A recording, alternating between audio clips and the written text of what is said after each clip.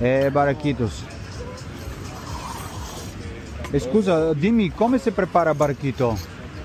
Aquí leche condensada, licor, después espuma de leche Sì. y la última es café.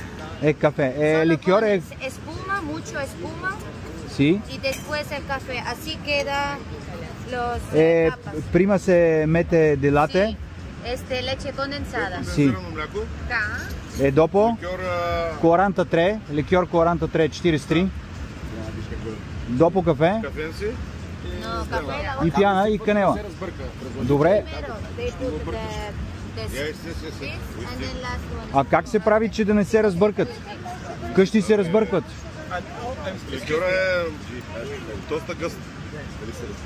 Аз купих обикновена бутилка ликьор, 43 литър, и като го сипвам върху млякото и то се разбърква вкъщи. Първо сипваш ликьора, Да? после сипваш млякото, той е по-гъсто, ще се заразбърка. Разбрах. Слагаш пяната Да? от млякото и след това отгоре така как се едно латето, нали? Така сипваш и кафенци. Светнани, бе! Бърка се, да. Че ние го правиме ли си тук? Година и нещо. The best кафе баракито.